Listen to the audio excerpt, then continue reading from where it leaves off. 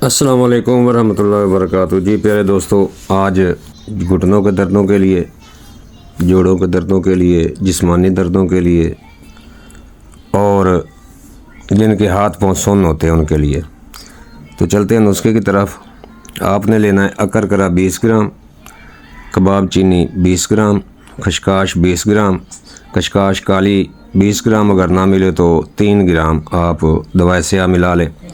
मूसली सफ़ेद 20 ग्राम, मूसली स्याह 20 ग्राम, लौंग 20 ग्राम, जलवतरी 20 ग्राम, मूसली सुंबल 20 ग्राम, खुलंजा जिसको जड़ पान भी कहते हैं 20 ग्राम, असगंध 20 ग्राम, बूफली 20 ग्राम, दारचीनी 20 ग्राम, मगज़ बादाम 20 ग्राम, मगज़ पिस्ता 20 ग्राम और मगज़ जायफल 20 ग्राम।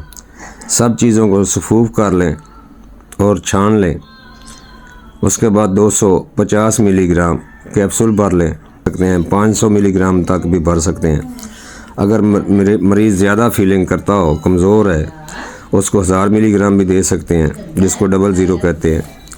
आप इसको सुबह दोपहर शाम हमरा दूध इस्तेमाल करवाएं। एक हफ्ते के अंदर अंदर इसके पाँव की दर्दें, पाँव का सुन्न होना, पाँव में जलन का होना और पंडलियों में कड़ाह का होना, बिलखसूस शुगर के लिए ये जनाब बेहतरीन तजर्बाशुदा है। बाकी जब भी आप किसी फालिज के मरीज़ का इलाज करें तो आप बेशक अपना रसायन जो भी देना चाहते हैं उसके साथ अगर ये शामिल करेंगे तो बहुत ज़्यादा फ़ायदा करेगा। अस्सलाम वालेकुम वरहमतुल्लाहि वबरकातुहू।